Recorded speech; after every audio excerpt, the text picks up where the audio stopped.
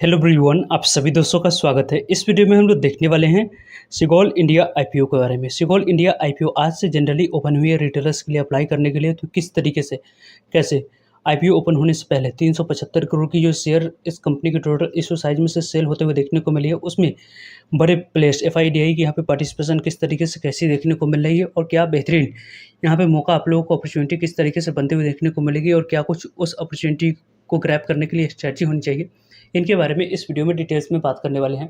So video को अंत तक देखिएगा और ऐसे ही daily IPO grey market premium और स्टॉक स्पेसिफिक अपडेट के लिए चैनल को सब्सक्राइब कर लीजिए। कमेंट में टेलीग्राम ग्रुप का लिंक दिया गया है, वहाँ भी जुड़ सकते हैं टाइमली अपडेट के लिए। सिगोल इंडिया आईपीओ के बारे में बात करें तो सिगोल इंडिया आईपीओ आपको देखा जाए तो 1 अगस्त से यहाँ पे ओपन होते हुए देखने को मिले। आज इस आईपीओ में पहले दिन की आप लोगों को अप्लाई करने के लिए समय रखा गया है। जनरली इस आईपीओ में 2 अगस्त की बात करें तो कल दूसरा दिन आप लोग अप्लाई करने के लिए समय रखा गया है। बीच में सैटरडे और संडे रहने की वजह से इस आईपीओ में अप्लाई नहीं कर सकते, तो इसके कारण से 5 अगस्त यहाँ पे लास्ट डेट आप लोग को अप्लाई करने के लिए रखी गई है। इस कंपनी की आईपीओ के साथ देखा जाए तो एक पॉजिटिव इवेंट्स जो होते हुए देखने को मिले कि कंपनी के फेस वैल्यू 10 रुपीज़ नहीं तो कंपनी के 5 रुपीज़ फेस वैल्यू रखी गई, जो कि लिक्विडिटी यहाँ पे कम रहेगी, अच्छी बात रहेगी लॉन्ग टर्म के लिए। 401 रुपये जो कंपनी के कटअप प्राइस है, इसी कटअप प्राइस पर यहाँ पे शेयर आप लोगों को एलोकेट होते हुए देखने को मिलेगा। और कटअप प्राइस पे जो आप लोग को अप्लाई करनी है 37 इक्विटी ऑप्शन मिनिमम अप्लाई करते समय सेलेक्ट करना होगा। वैसे इस कंपनी की 401 रुपये जो कंपनी की कटअप प्राइस है, उसमें 38 रुपीज़ आपके लिए डिस्काउंट रखी गई यदि आप लोग इस कंपनी के एम्प्लॉय हैं तो। वैसे इस कंपनी इशू साइज़ की बात करें तो 1253 करोड़ की टोटल इशू साइज़ हम लोग को देखने को मिल रही है। इसके टोटल इशू साइज़ के डिस्ट्रीब्यूशन की बात करें तो 684 करोड़ की बात कर रहे थे फ्रेश इशू है, और रेस्ट ऑफ अमाउंट की बात करें तो 568 करोड़ की बात कर रहे हैं। तो ऑफर फॉर सेल रखी गई जो कि कंपनी के पास आप लोगों को जाते हुए देखने को मिलेगी। यहाँ पे इस कंपनी के बारे में बात करें तो कंपनी की जो टोटल इशू साइज है, इसमें से जो शेयर की डिस्ट्रीब्यूशन है 50% शेयर क्यूआईबी के पास जाते हुए देखने को मिल रही है, 35% शेयर रिटेलर्स के पास, 15% शेयर एचएनआई कैटेगरी के पास जाते हुए देखने को मिल जाएगी। वैसे इस कंपनी के बारे में बात करें तो यहाँ पे total issue size fresh issue book build issue IPO है, बीएसएनएससी दोनों जगह पर कंपनी की लिस्टिंग हो। और यहाँ पे जो हम लोग इस वीडियो में डिस्कस करने वाले हैं कि 31 जुलाई को लेट नाइट तक इस कंपनी की एंकर इन्वेस्टर लिस्ट हम लोग को आते हुए देखने को मिला है।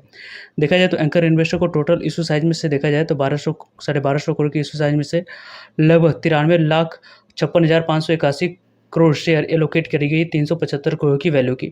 यहाँ पे जो शेयर एलोकेट कराया गया उसकी 50% शेयर को लॉक इन पीरियड टाइम 5 अगस्त सितंबर रखा गया, यानी 5 सितंबर को 375 करोड़ में से यहाँ पे 50% को शेयर को सेल करने की अपॉर्चुनिटी 30 दिनों के बाद मिलेगी 5 सितंबर को। रेस्ट ऑफ देखा जाए तो 50% 90 दिनों के बाद यहाँ पे 4 नवंबर को सेल करने की अपॉर्चुनिटी यहाँ पे मिलते हुए देखने को मिलेगी। तो यहाँ पे जो एंकर इन्वेस्टर लिस्ट हम लोग को देखने को मिले कौन कौन से परिणाम है उसको तो आगे हम लोग डिस्कस करेंगे ही, लेकिन ओवरऑल अब आने वाले समय में आपके लिए जो इंपॉर्टेंट डेट्स रहेगी आपकी बात करें तो आज के डेट यहाँ पे पहले दिन अप्लाई करने के लिए रखा गया है।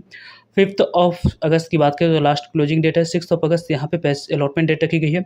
7 अगस्त की बात करें तो पैसे रिफंड करने की डेट है।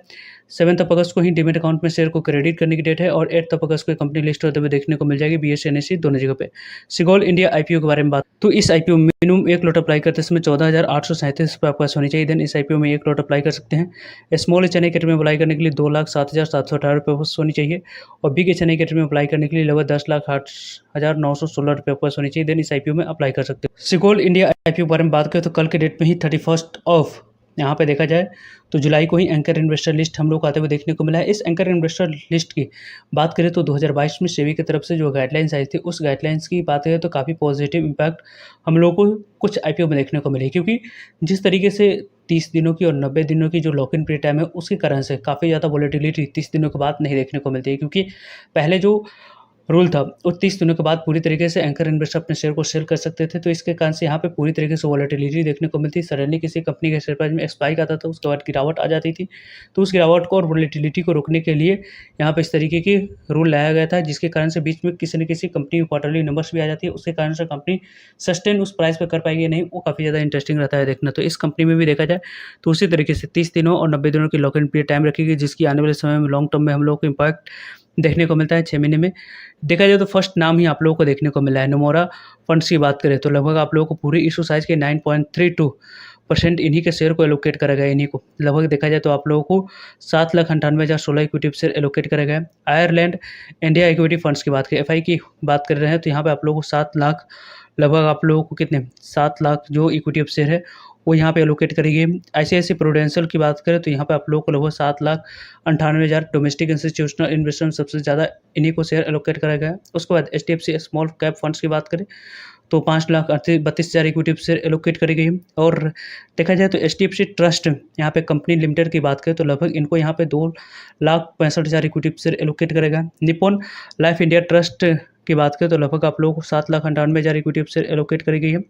कोटक इंफ्रास्ट्रक्चर एंड आप लोगों को इकोनॉमिक आपको देखा जाए रिफॉर्म की बात करें तो लगभग 7,98,000 इक्विटी शेयर एलोकेट करी गई 9.32% की।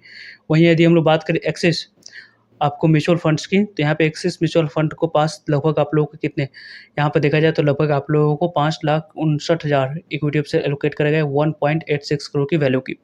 यदि हम लोग एक्सिस आप लोगों को म्यूचुअल फंड्स को यदि हम लोग देखें तो एक्सिस म्यूचुअल फंड्स के अलावा जो आप लोगों को शेयर एलोकेट होते हुए देखने को मिल रहे हैं उसके बारे में यदि हम लोग डिस्कस करते हैं तो लगभग 2,27,994 इक्विटी शेयर एलोकेट होते हुए देखने को मिला 2.6% की यहाँ पे देखा जाए तो।